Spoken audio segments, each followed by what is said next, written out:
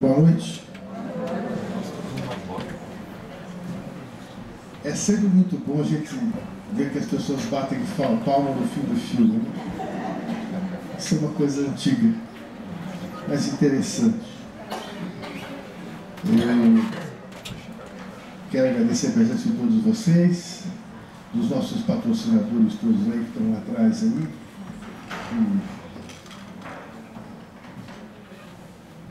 Nos prestigiam mesmo não havendo o Ministério da Cultura, ou apesar. Muito bem. Eu quero chamar nossos debatedores de hoje, a doutora Tânia Aiello. Cadê a Tânia? Oi.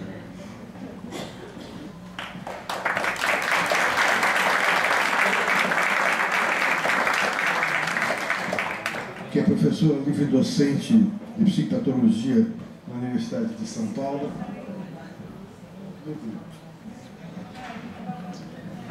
Orientadora de mestrado e doutorando na PUC Campinas, e no Instituto de Psicologia da USP, coordenadora do Ser e Fazer, Oficina de Psicoterapeutas de Criação do Instituto de Psicologia da Universidade de São Paulo.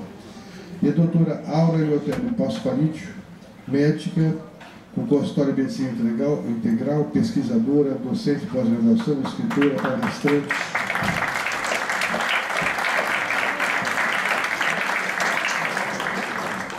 Doutora em saúde pública, com pós-doutorado em sociologia em Cambridge, Inglaterra.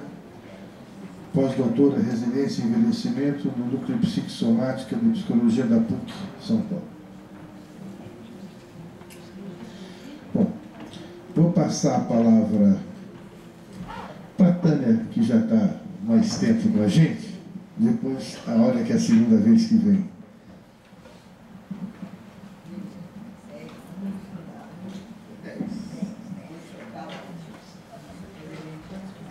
Bom, começar agradecendo.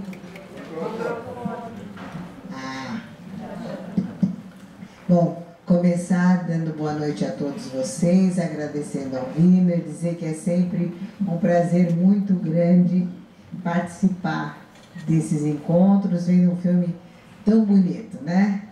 Bom, em 10 minutos, claro que a gente pode fazer alguns apontamentos sobre, basicamente, os impactos que esse filme gera na gente. E eu quero confessar a vocês que fiquei muito impactada com o início. Vocês viram que tinha uma mãe contando uma história do Chapeuzinho Vermelho. O pedaço em que se fala da avó, que não é a avó, que é um lobo. E a menina não gostou da história. A menina queria o Barba Azul. Muito interessante, porque a menina sai de um registro, nós como psicanalistas diríamos, né, de um registro transgeracional, né, avó, mãe e filha, para entrar no registro do casal, mas de um casal que não tem filho. O Barba Azul é uma questão de continuar a mulher viva.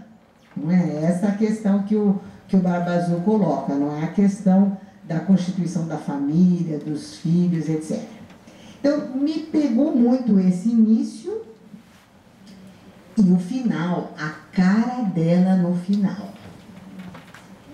Eu achei uma cara horrível. Vocês viram como eu vi? O abraço final? Vocês acharam que ela estava feliz? O finzinho, o abraço final, eu achei uma espécie de repetição daquele rosto durante a relação sexual, que também é um rosto de quem não está se dando bem, de quem não está gostando, de quem não está usufruindo. Então, a provocação aqui, a impossibilidade de amar, eu tenho a impressão de que eu faria uma leitura dessa impossibilidade de amar, que seria a impossibilidade de amar ou a monogamia feminina. A mulher só pode ser mulher de um único homem, mesmo que ela diga pas encore, quer dizer, ainda não está morto para mim, mas pelo jeito ele nunca vai estar morto, porque no final da viagem de trem, na verdade, ela continua, me parece, tão inacessível, apesar do desejo dela de se fazer acessível, porque quando ela diz je vous aime, que até é engraçado, né, que seria para nós não je t'aime, né, seria eu amo o senhor, que é um tratamento até cerimonioso, je vous aime, né, mas embora ela queira, embora ela ache bonito o homem com o cachorro, se a gente pensar no cachorro como a vitalidade, embora ela compreenda com ele que aquele dito do escultor que falou que no incêndio era melhor do que salvar uma obra de arte, era melhor salvar um gato, ou seja, celebração da vida. Ela tenta celebrar a vida, mas na hora H o morto está vivo, né? Então ela não pode, e cá entre nós, hein? Meu marido já chegou, ele é um gatão, mas eu vou dizer, um Jean-Louis novo é realmente inspirador, né? Mas mesmo... Não, você está vivo aqui. Não vamos perder um vivo, né? Então, mas o Jean-Louis é inspirador, mesmo assim, apesar do desejo dela, ela se mantém fiel ao morto, né? Aliás, eu achei curioso porque ela casou, né, na vida real, ela casou com o rapaz, e o rapaz, de fato, nada como o Google para a gente ficar sabendo dessas coisas, né? O rapaz, de fato, gostava do Brasil. Agora ele é um velhinho que gosta do Japão, mas ele gostava muito do Brasil, e foi ele que introduziu para o Lelouch toda essa coisa brasileira, foi ele que introduziu. Muito interessante. Agora, vejam que coisa, fala um homem e uma mulher, mas tem outro homem e outra mulher que são os mortos, não é? E é muito interessante a gente pensar que a mulher dele também é uma monogâmica radical. Porque diante da perspectiva daquele homem não existir mais, ela não espera ele morrer. Ela se suicida. Ou seja, ela não tem nenhuma chance de ter vida depois que o amor dela, o amor dela desaparece, até antes do amor dela desaparecer. Então as duas mulheres do filme são extremamente monogâmicas, elas só podem amar um único homem. Agora, por outro lado, chama muito a atenção nesse filme, para mim, que o contraponto com a morte. Porque as duas mulheres são apaixonadas por homens, e aí é um outro registro, sabe, eu acho, Wimmer, da impossibilidade de amar, que não é mais a da mulher, mas é da impossibilidade do homem amar, porque esses homens namoram a morte, né? Os dois homens são pouco disponíveis para suas mulheres porque eles são namorados, amantes da morte. O primeiro marido, o marido dela, vocês veem que tem aquela cena que ele passa carregando um caixão, que na verdade aparece como se fosse uma... Está fazendo um filme de terror, ou de comédia de terror, é meio engraçado, mas o cara namora, o cara é um dublê, o cara morre brincando de que está enfrentando perigo, brincando de que está na guerra, mas a explosão é de verdade e ele morre. O piloto também namora com a morte, tanto é que ele esteve em coma, né? Vocês veem que tem aquela cena que os dois estão no carro, eles escutam um homem e uma mulher morreram por causa do mau tempo. Eles não pensam em não ir por causa do mau tempo, eles vão com o mau tempo. Eu que sou uma friorenta, gente, do Vila, um frio do caramba, em dezembro, eles vão com as duas crianças por barco. Eu tivesse nesse filme, vocês não tinham visto filme nenhum, porque eu não ia deixar as crianças tomarem friagem em cima do barco. Mas tá lá, os quatro, no maior frio, sem capota, os franceses sem muito cuidado.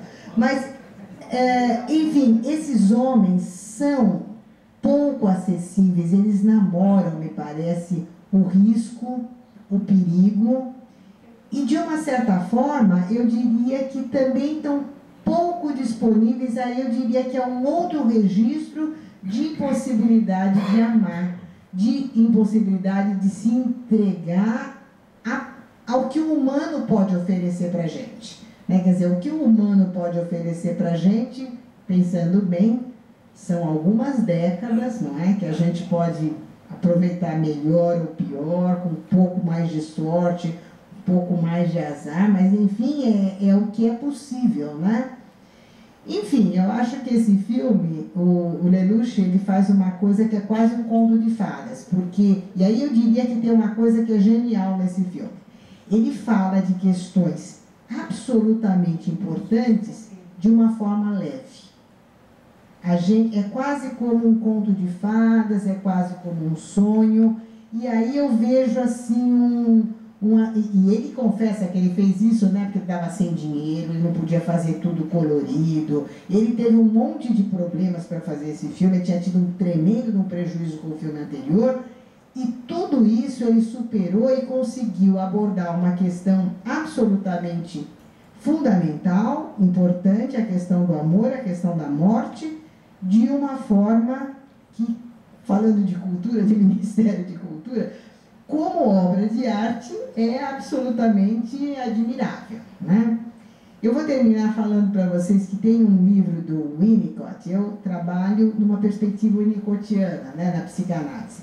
E num livro importantíssimo do Winnicott, que é o Brincar a Realidade, ele coloca uma epígrafe do poeta indiano Tagore, que eu me lembrei dessa epígrafe numa das cenas. Ele diz assim, o poeta: à beira dos mares, dos mundos sem fim, crianças brincam. E o Winnicott usa isto para falar, não é? Que, na verdade, a sanidade possível é a gente, apesar da vida ser um tremendo de um mistério, apesar de estarmos à beira do abismo e nunca sabemos quão perto do abismo nós estamos, os mais velhos nós já sabemos que não morremos criança, nem adolescente, nem jovem. Mas é só isso que nós temos, né, que nós sabemos. O do resto é um grande, grande mistério, mas o que é a vida? É conseguir brincar, não é? É conseguir. E nesse ponto, de novo, terminando falando do Jean Louis, né? O Jean Louis, por favor, não ficar com você, mas o Jean Louis é um personagem incrível, porque ele brinca, não é? Não começa bonito ele falando com o Antoine, não é? Ele realmente, apesar de namorar a morte, ele ainda tem um espaço para o riso, para o humor, e aí eu acho que ele é um elemento fundamental dessa história, né? Bom, daria para a gente conversar muito tempo mais, mas agora já deu meu tempo e eu estou querendo ouvir a minha companheira aqui de mesa. Agradeço muito a atenção de todos.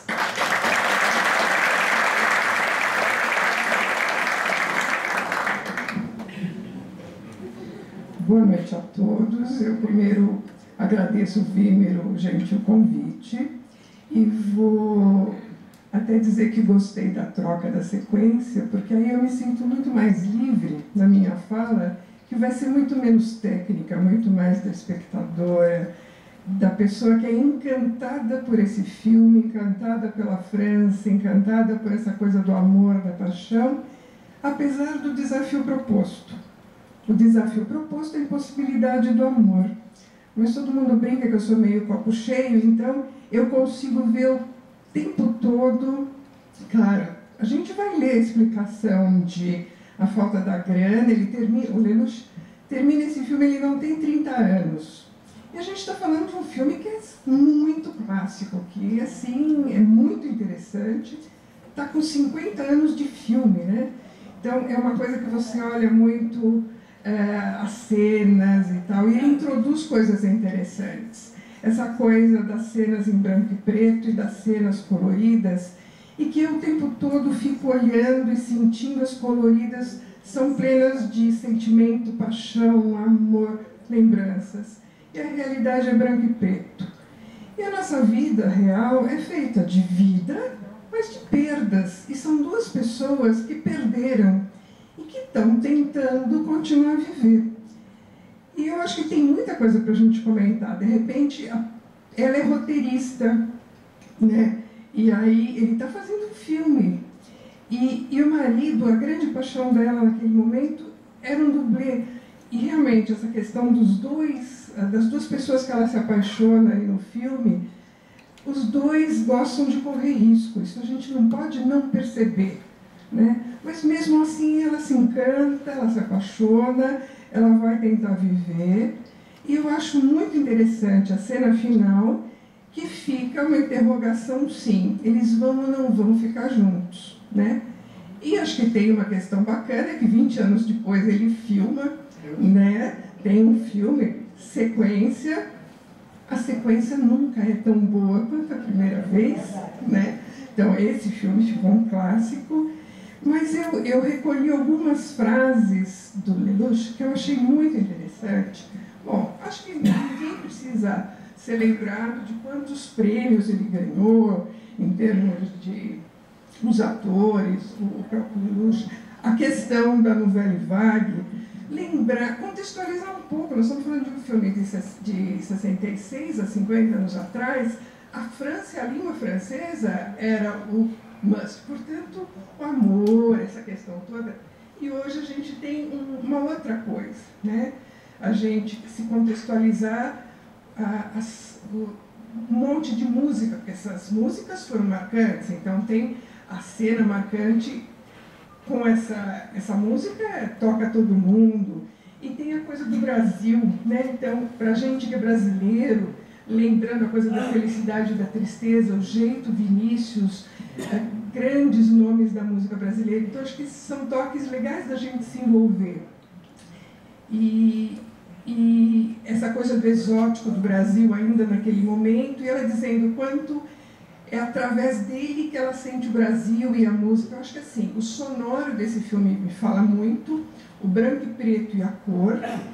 E, claro, eu não sou técnica de cinema, não sou comentarista de cinema, não é isso, mas enquanto quem está olhando, né, o passado vivo e dolorido para os dois, na verdade, né, e o quanto eles vão tentando sair disso, né.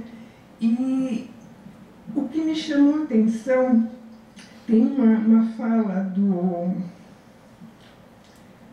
do próprio Lelouch, o ano passado no Festival de Toronto, e ele se diz um homem apaixonado pelo romance, e ele diz no fim de um filme, Esses Amores de 2010, pela boca de um personagem, a questão de um beijo, né?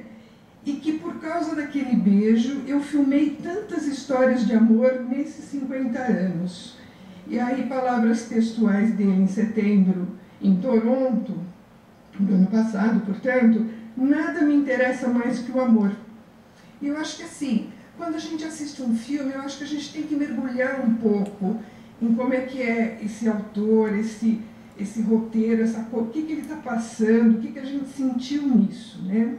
Então, eu acho que falar um pouco dessa música, né, que para a geração anterior à minha e à nossa, para frente, que soa, né, como ela ficou muito marcada como romance e sofisticação, né, porque a coisa da França e tudo que rememora a coisa da França para a gente, né.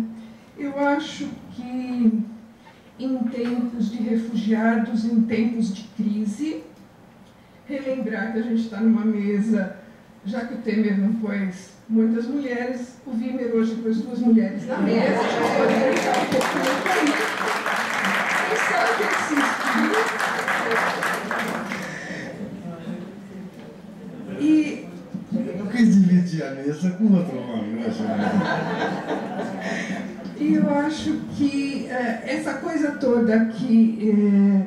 se a gente pegar a coisa do amor e do romance, por isso que eu brinquei que eu podia, como eu não sou psicanalista, eu posso exercer bem essa liberdade do que me toca no filme e do que mobiliza com a música, com com todo o envolvimento e a relação que eles vão fazendo com as crianças, e ser masculino, feminino, feminino, masculino, os filhos. Eu acho que dá para a gente brincar muito com isso. 10 minutos seria um pouco.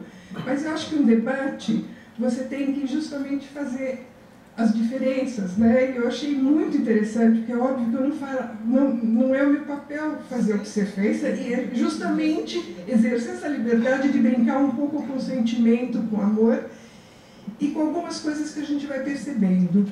E eu acho que, assim, e em termos de contextualizar, se a gente pensar um pouco o que a gente está vivendo, me vem muito o amor sofrido nas músicas mais atuais e tal.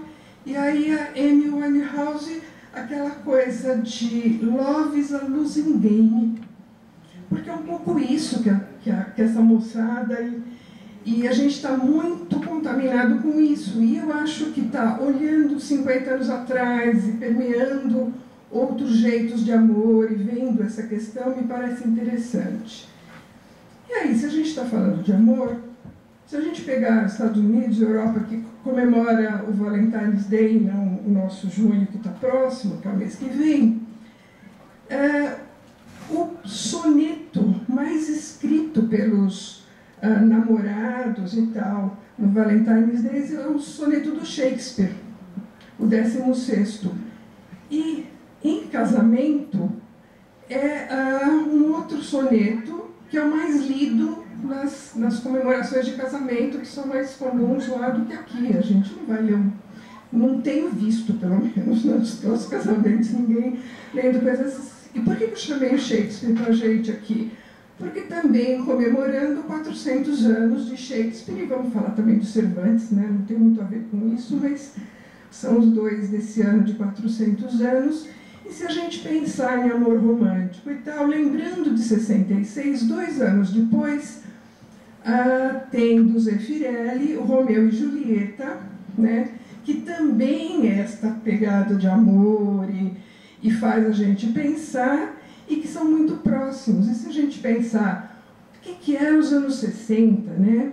É o começo da pílula, liberdade sexual, era uma época que era muito polarizado, né? Hoje a gente tem a diversidade, um monte de tribos. Antes era muito aqui ou ali. Eu acho que é legal a gente ficar pensando nisso. E eu acho que eu paro por aqui minha provocação para a gente ter tempo de debater. Então, eu me permiti falar um pouquinho assim, do quanto o Leloup, a vida inteira de filmes dele, até hoje se posicionando nessa questão do amor e tal, e trazendo isso. Eu acho que esse filme é emblemático, é muito gostoso cada vez que a gente vê. E o escutar, né? É uma música que pega pela música brasileira que tem lá, pega pela música e pelo que mexe com o coração, acho que de cada um de nós aqui. Então, acho que é isso.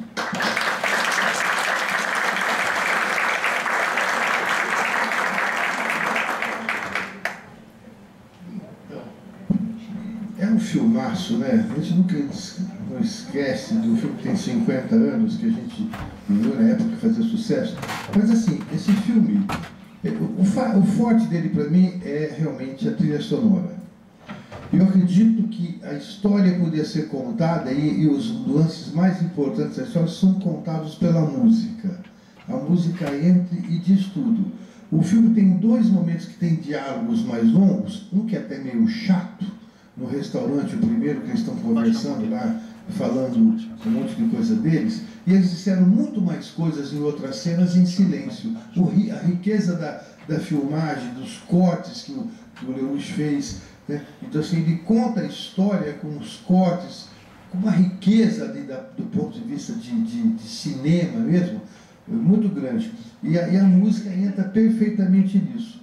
Essa coisa do colorido, do preto e branco, eu tive a impressão que o colorido era sempre a lembrança, sempre a lembrança. E a única cena de lembrança que teve, que foi em preto e branco, foi no fim do trem, no trem, ela se lembrando da cena, da conversa com o nosso Jean-Louis Duroc.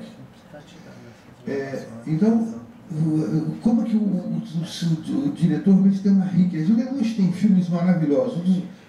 Outro filme dele chamado Retratos da Vida é uma obra maravilhosa, e um chamado... esqueci, mas é o melhor filme dele, eu vou lembrar daqui a pouco. Toda uma Vida. Retratos da Vida. Retratos da Vida, eu acabei de falar. É Toda uma Vida. É um filme maravilhoso, só que eu não ponho para debater porque são muito longos, né? São muito longos, então não dá para a gente debater. Mas esse Toda uma Vida é uma história maravilhosa. E ele é espetacular no que faz. Então, essa questão da música, o piano bem tocado, o andamento lento em algumas cenas, né, da montagem da história, e o andamento corrido na hora da paixão, né, e aí o filme tem um lado de mostrar assim, muito o feminino e o masculino. A forma da mãe se relacionar com a menina, com a filha, bem feminina, olhando perto, cuidadosa, meticulosa. E o homem, as cenas com ele brincando com a criança, olhando longe, o carro na praia andando, que aliás hoje seria uma tremenda irresponsabilidade, né? Não tinha cinto de segurança, o diabo a quatro. Mas ali aquele glamour todo, e o filme explora muito a questão de um certo glamour mesmo, né? De Mustang, corrida, etc. Então, mas é uma história assim realmente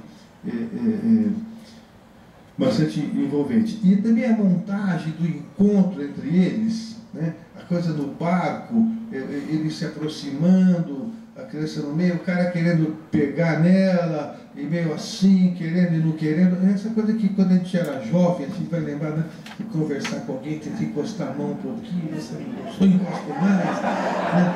E vai, chega, coisa e tal. Aí tem uma cena que ele encosta a mão, quase encosta a mão nela e volta assim, né?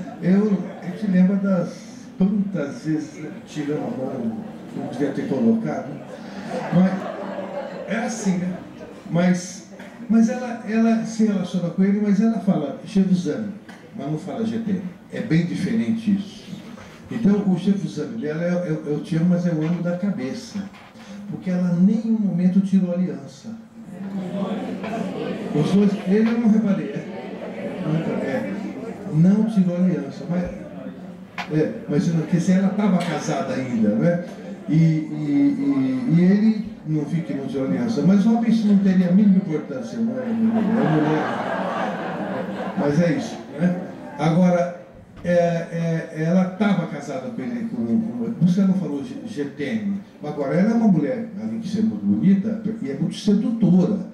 Ela seduz o tempo todo com a forma de falar, de sorrir, com enigma, ela é enigmática. Isso provoca. Então, isso é o lado do feminino, né? E o homem é aquele bicho, é curioso, então ele quer ir atrás, ele se apaixona, mas ele vai.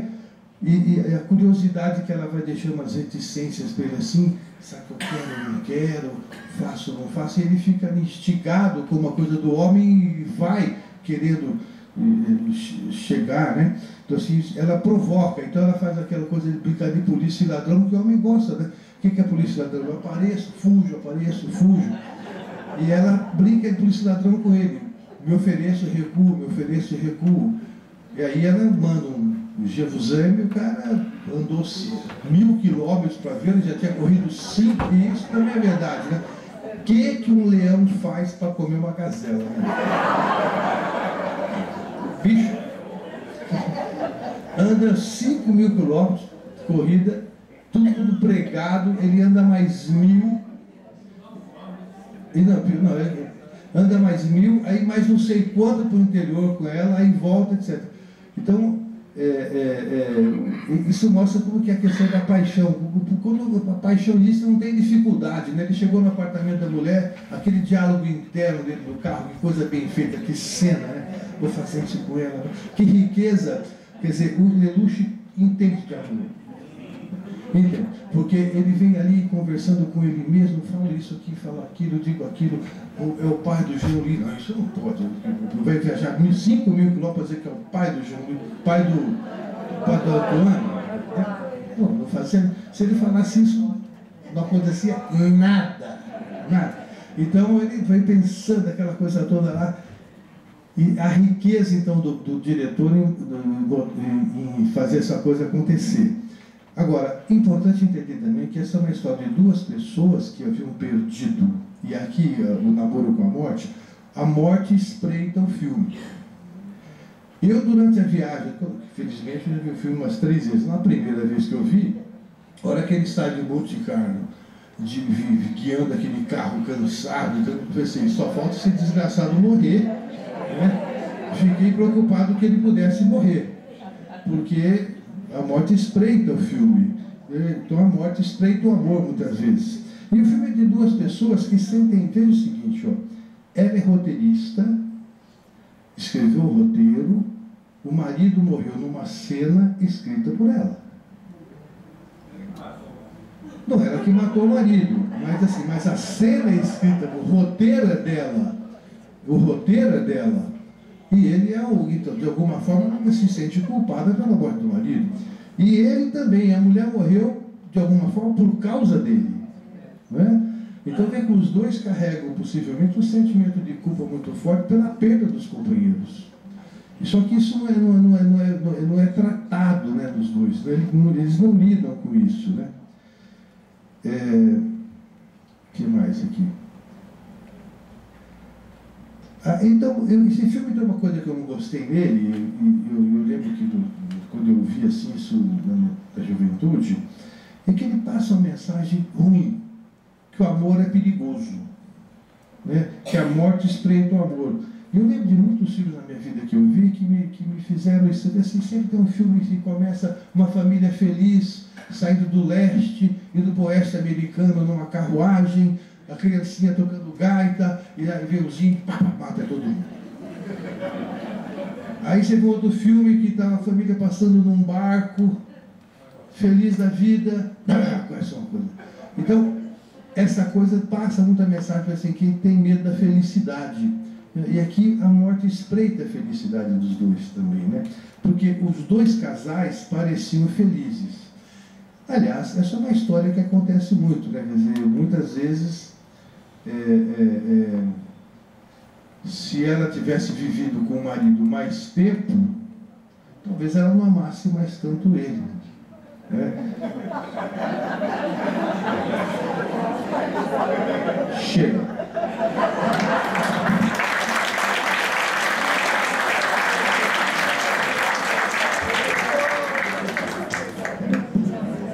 Vamos lá.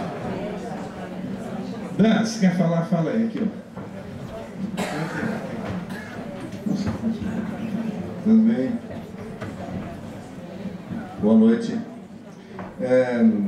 Nessa comemoração do 50º do filme, eu queria mostrar para vocês uma coisa que eu considero uma obra-prima e que eu guardo até hoje, que é o 50º da trilha sonora do filme.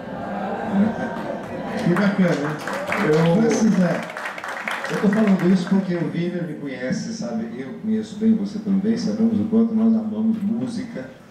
E eu trato os meus discos, inclusive os meus discos de vinil, como se fossem obras de arte. Eu não sou um comprador compulsivo, eu escolho. E talvez a história que eu vou contar, eu até contei isso uma vez numa entrevista na Rádio Cultura, e eu vou contar para vocês. 66, nós estávamos há 2 anos depois do golpe militar. Eu morava no CRUSP, na cidade universitária, tinha 20 anos, e nós estávamos carentes, provavelmente, de coisas desse tipo. E eu lembro que eu fui ao Cine Gazetinha assistir esse filme. Agora, vocês imaginam, uma pessoa que gosta de música, o que aconteceu comigo quando eu vi o Pierre Baru cantando o Samba da Bênção, que é do Vinícius e do Baden, vertido para o francês. Eu saí do cinema em êxtase, né? Claro, porque não podia ser nada melhor do que isso para mim. E, na verdade, eu queria lembrar o seguinte, o Baru, só como um complemento para quem gosta de música e quer saber um pouco mais, o Baru entrou em contato com a música brasileira no ano de 59. Note bem que em 58 foi lançado um disco chamado Canção do Amor Demais, com Elisete Cardoso, em que ela cantava Chega de Saudade, e que o João Gilberto só tocava violão, e não gostou da gravação da Elisete, porque era um estilo um pouco mais além daquilo que ele faria, né? Então, 58, é claro, eu sou contra essa coisa de marcar uma data para início de coisas, porque existem os precursores da bossa nova, ritmicamente falando, na maneira de cantar e etc. Mas, enfim, todo mundo considera como 58 o ano do Chega de Saudade. Então, o Pierre Baru conheceu a música brasileira num espetáculo em Lisboa, com o Sivuca, aquele acordeonista ou sanfoneiro que as pessoas confundem um pouco com o Hermeto Pascoal pelo fato de ambos serem albinos, né? O Sivuca, então, tocava a sanfona e foi aí que o Baru entrou em contato. E logo depois ele tomou conhecimento do Chega de Saudade e se apaixonou pelo Chega de Saudade. E nessa tradução que ele faz, a gente se sente muito, muito honrado, porque ele fala dos mesmos compositores brasileiros, né, que vocês viram, e inclusive de alguns que não estão no original do Vinícius, como a Dolores Duran. Mas ele fala dois nomes errados. Sim, Ciro Monteiro, não é Ciro Monteiro. Ciro Monteiro fala Silvio Monteiro. É. E ele fala Nicolino. Mas o Nicolino era um amigo dele, ele fala os meus amigos, né? Ele fala, meus amigos, tal, esses não são compositores, eram pessoas do grupo, talvez.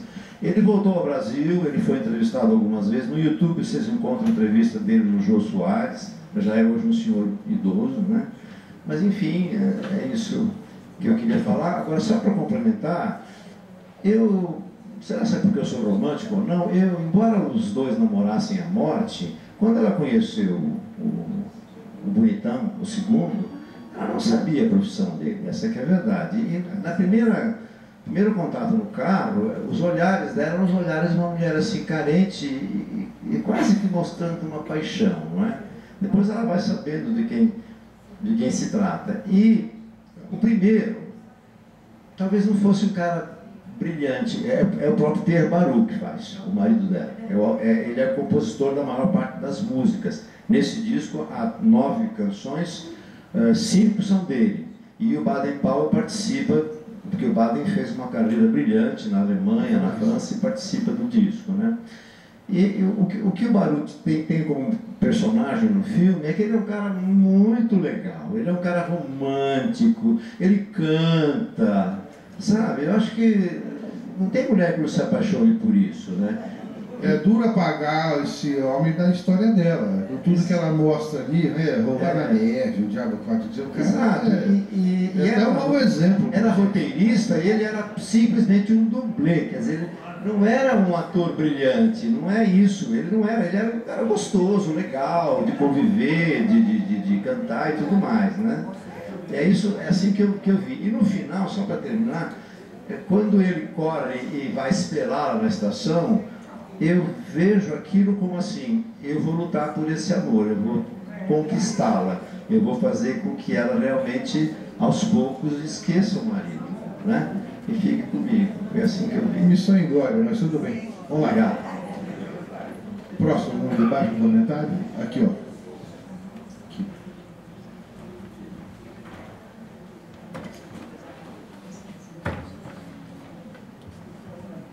Alô, uma informação. Esse filme foi financiado pela Ford, por causa do Mustang. Mustang, claro. Agora uma pergunta dirigida às duas mulheres. Veja bem, eles foram se aproximando e tal, de repente tiveram uma relação sexual, não é verdade? Que não bateu, e nunca mais vai bater, não é verdade? Não é isso que acontece? As pernas não se gostaram. Então, eu acho que é romantismo e tal. Porque é na hora dela. Isso foi uma provocação e tanta. Pois é, essa coisa de o feminino e o masculino se comportarem diferentes, isso é uma construção social, né? A gente fica voltando nos tempos da carochinha de achar que você nasce mulher e nasce homem pronto e é daquele jeito, quando são processos, são construções, e aí é muito interessante que, justamente por o filme ter 50 anos e ser datado, a gente acompanha muitas coisas que naquele momento tinham sentido, hoje você lembra e fala, nossa, Você conta isso para o filho, para o neto, eles acham que isso não acontecia daquele jeito, né? E assim, o olhar deste filme, é claro que a gente sempre vai olhar e entender um filme com o teu prisma. E enquanto tinha o filme, o Valfrido me faz um comentário que é um comentário que é mais de homem ou de quem gosta de carro. Não, este carro tal, esse... E que assim, eu morro de rir, porque para mim, eu gosto de carro que anda, que não dá problema, ele é preto, vermelho e tal, que marca. Quando eu vou comprar carro, eu vou saber que marca, que cavalo, que não sei o quê.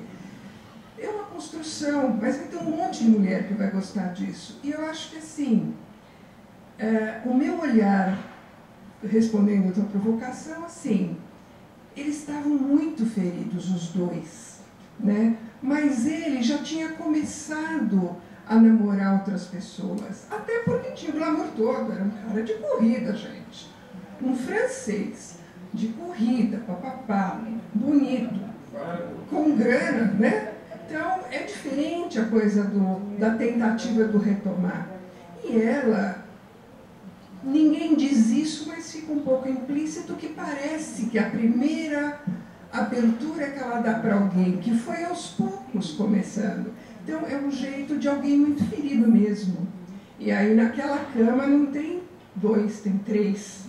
Se não tiver 4, né? Mas claramente tem 3. Se fosse brasileira, que nem a Dona Flor dos Maridos, ela se divertia. Né? E que aí... Se fosse brasileira como a Dona Flor de Dois Maridos, ela se divertiria. Pois é. Aí essas são as perspectivas. Mas pensando no romantismo do francês, dessa coisa toda, eu acho que dá para a gente ficar como uma das saídas, porque, é claro, o filme acaba com a pergunta, eles vão, não vão ficar juntos e tal, tanto que tem a refilmagem 20 anos depois, mas fica muito essa coisa. O quanto uma série de transportes tem a ver, né? Você lembrou do barco, que realmente a gente brasileiro mais friorento, mas francês, gente, sueco, eles fazem tudo naquele frio, naquela chuva e está tudo certo. Tem carro, tem trem. E vamos combinar que cena de trem, esperando, abraço, é muito bacana, é muito romântico, abre muito. E aí ele faz a coisa diferente, porque quando ela manda o telegrama, ele vem e dirige a noite inteira e tal, e eu conheço outros casos assim, isso é muito romântico de acontecer, e é coisa que acontece com quem está muito apaixonado. E depois, essa questão do trem, eu acho que o jeito que ele chega, o acolhimento e ela, aquele abraço, talvez me passe muito mais do que talvez a face, porque ela está dividida. É claro que ela está dividida, ela está cindida, mas a divisão faz parte do processo. Não quer dizer o final do processo. Então aquela cena de filme, aquela cena de praia com cachorro, tem muita coisa bacana para a gente falar. Então, eu acho que aquela cama não deu, porque tinha muita gente na cama, mas eles vão tentar várias vezes de novo e vai ficar bom. Ok. Alguém mais? Aqui? Boa noite. Eu ia perguntar se alguém conhecia o tal do Silvio Monteiro, mas o nosso ilustre amigo aqui, musicista, já esclareceu.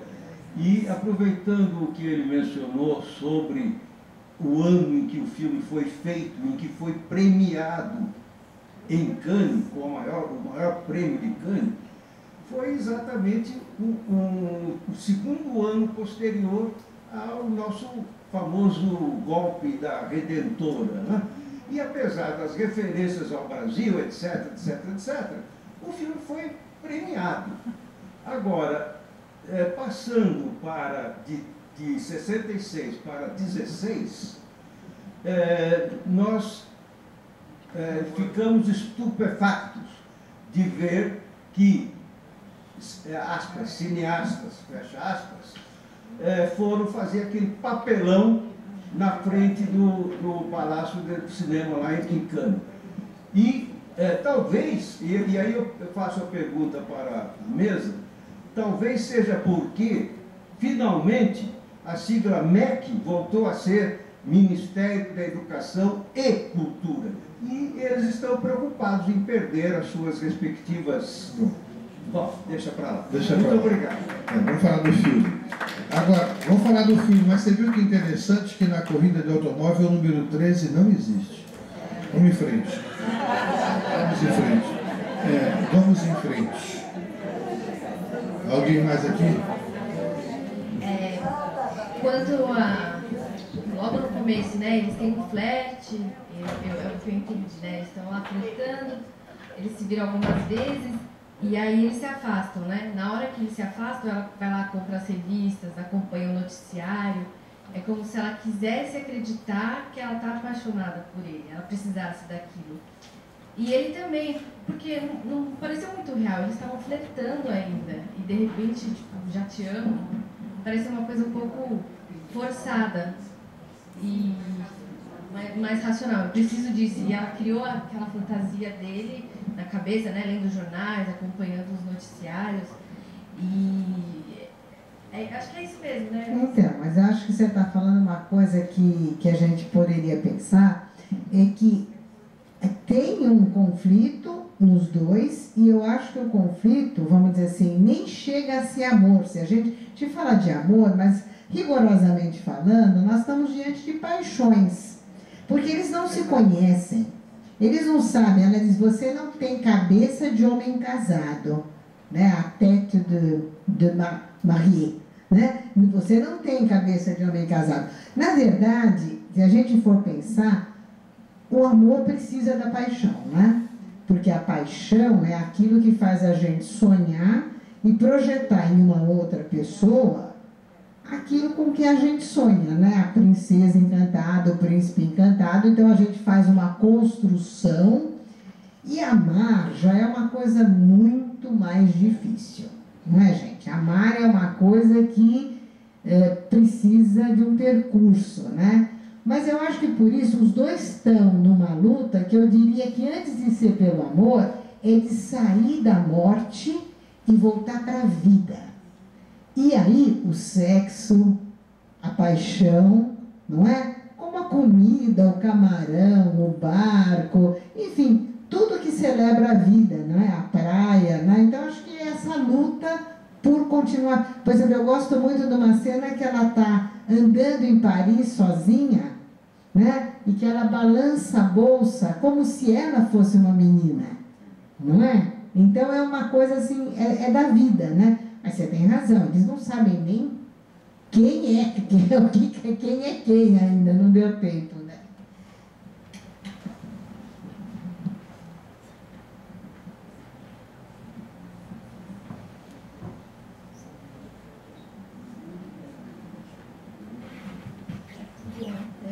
É o seguinte, eu achei o filme maravilhoso, sensível, atual.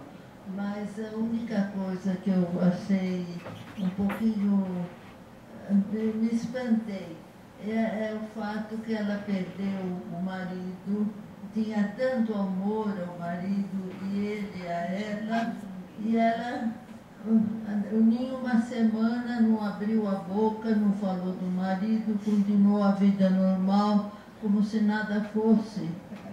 Isso aí eu achei um pouco espantoso, né? E, bom, a música maravilhosa. E eu gostaria eu não me lembro, eu gostaria de perguntar, no filme diz que quem, eu queria saber quem falou isso, que entre um gato e um quadro de Rembrandt salvaria o gato. Quem foi? Quem? Jacomé. Jacomé. Tá bom. Obrigada.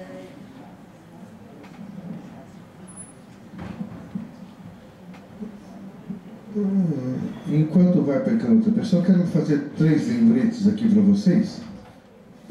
Amanhã, dia 21, eu vou debater um filme Esposa Amante, que nós já debatemos aqui há poucos meses, no debate da SOMIB, lá na rua São Benedito, 1050. Algumas das pessoas aqui vão lá com frequência, então é amanhã, só que amanhã começa às 3 da tarde, quem quiser ir. São Benedito Alto da Boa Vista. É uma paralela a Vereador José Diniz. Lá, ok. Rua São Benedito, 1050. Esquina com Rua 9 de Julho. Não é Avenida 9 de Julho, é Rua 9 de Julho. É lá do Santo Amaro, aqui na região. Quem quiser. E amanhã de manhã eu vou estar debatendo outro filme na Sociedade de Psicanálise, na Rua Cardeal Arco Verde. Começa às 8h30 da manhã. Eu não sei o número exato, mas é Cardeal Arco Verde. Não. Amanhã na Rua Cardeal Arco Verde. Não, mas o debate é nesse lugar. É na Rua Cardeal Arco Verde, esquina com a Benedito Calixto. Tem uma escola ali, é lá. E é isso. E dia 30 de maio, segunda-feira à noite, eu tenho mais uma videoconferência aqui sobre o nosso projeto de educação, relação pais-filhos, às 8 horas da noite. Quem quiser acesse o site e se informe, tá certo? Vamos lá, perguntas então, mais aqui. Bem, boa noite. Eu fui uma das pessoas que solicitou muito esse filme, sempre insistentemente durante esses 4 anos que eu frequento aqui o Cine Debate, eu vim insistindo com ele. Porque eu assisti esse filme na minha juventude, em Brasília, na Escola Parque, onde passavam os filmes chamados de arte, e como aluna já da Universidade de Brasília. E esse filme me encantou muito, como alguém já falou, pela música. Então, aquele romantismo todo que ainda, apesar de ditadura e tudo mais, ainda rondava a gente, né? O romantismo do amor, do flerte. E hoje eu assisti novamente, encantada ainda com a música, mas vendo esse outro lado, né? Esse outro lado que também as duas debatedoras colocaram. O lado da morte, da vida, do medo de amar, do medo de se entregar. Então eu só queria fazer esse registro e agradecer aos outros companheiros que aqui também devem ter solicitado, né? E de hoje ter sido projetado o filme. E muito, acho que encanta a gente até hoje. Não só pela música, mas hoje também por essa discussão mais profunda, que é essa coisa da vida, que a vida só é uma. Então a gente tem que sempre estar se questionando se vale a pena a gente ficar presa ao passado e tudo mais. Muito obrigada.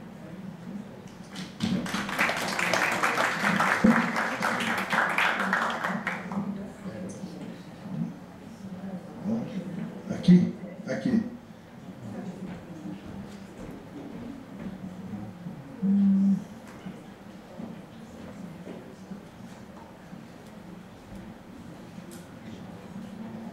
Gostaria que os debatedores me esclarecessem. Eu não sei se eu prestei atenção durante todo o filme. Quando ela sai do quarto do hotel, né, o Lelouch faz com que ela fume um cigarro. Se ele não dá uma liberdade para a mulher nos anos 60, que ela vive no passado, a libertação sexual da mulher, me parece que o Lelouch aqui dá uma libertação à mulher fumando pela primeira e única vez. Não sei se outros repararam isso. Ela fumou bastante. Fumou? Ah, então, desculpa, eu percebi. O cigarro rodou ali muitas vezes. Né? Eu acho, né?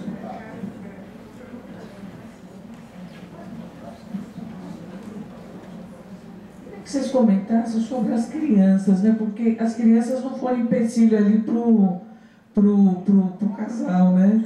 E eu queria que vocês comentassem um pouquinho aí sobre. Olha, são crianças francesas, né? Nós temos 3 netinhos franceses, então filhos da nossa nora que é francesa. E é muito interessante como as crianças francesas são colocadas de um jeito muito diferente. As nossas crianças estariam brigando, no restaurante eles teriam aprontado muito mais, teriam corrido. Eu acho interessante como essas crianças, é que ele fala assim, né? Se você foi bonzinho, você foi sage.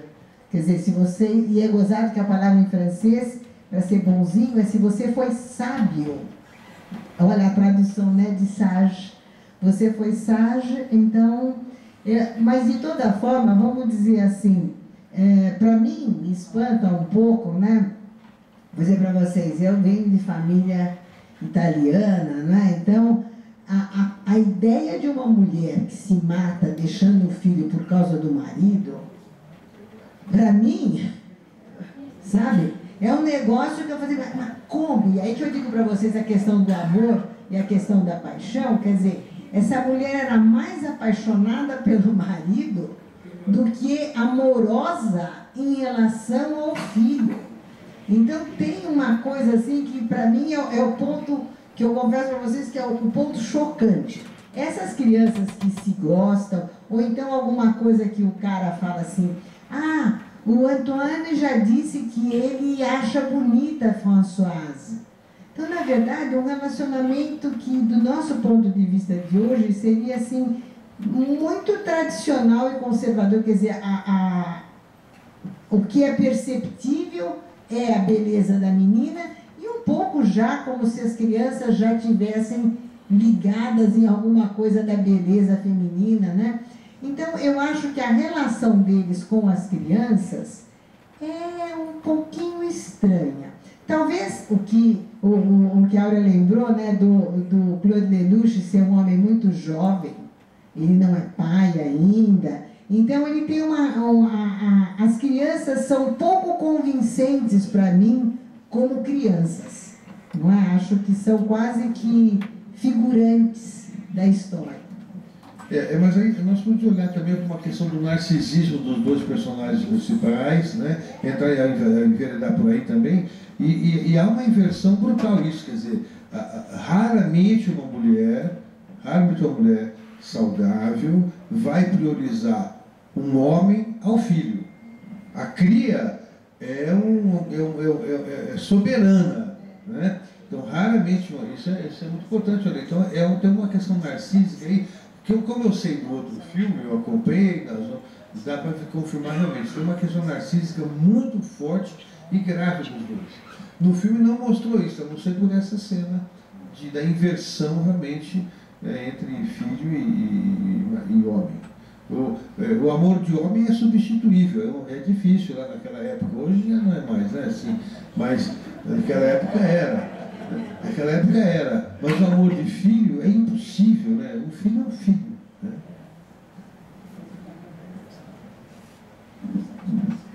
Eu partilho dessa opinião, sim, das crianças estão muito apagadinhas, realmente o casal é a questão.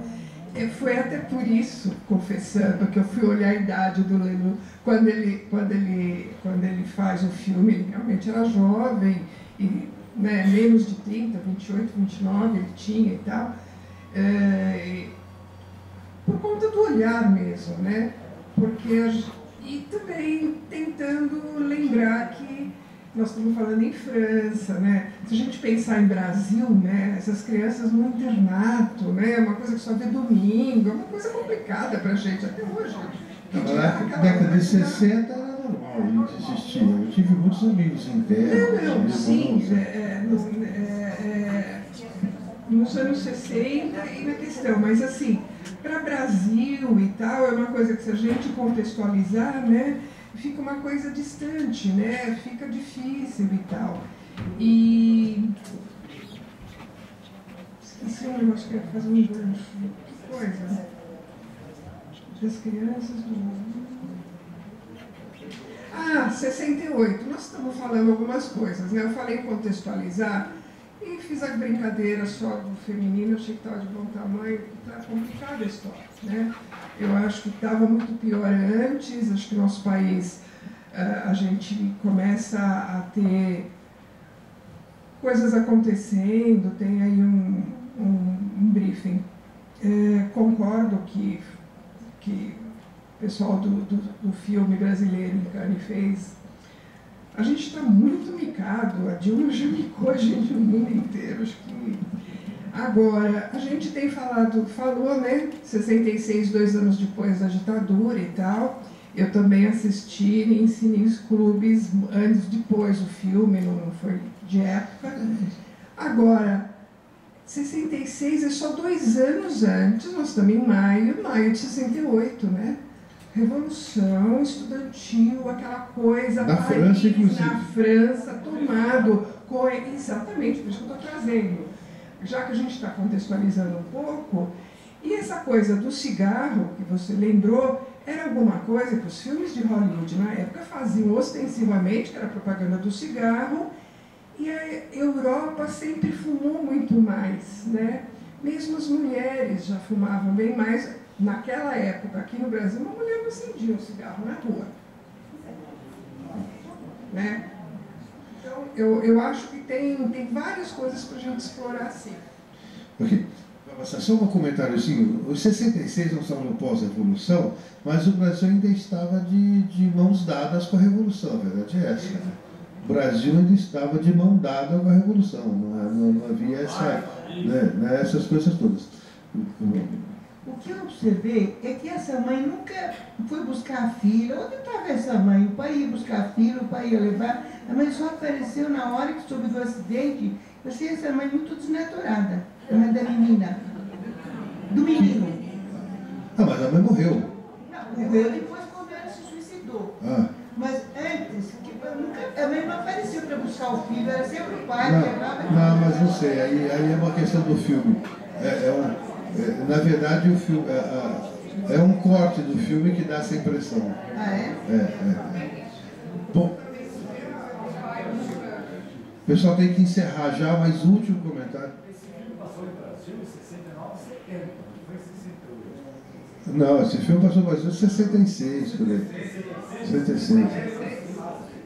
Tá. Pessoal, eu tenho que encerrar já. Bom, ok. Então eu quero agradecer, mostrar de palmas para as nossas duas debatedoras. Vamos trocar os brindes.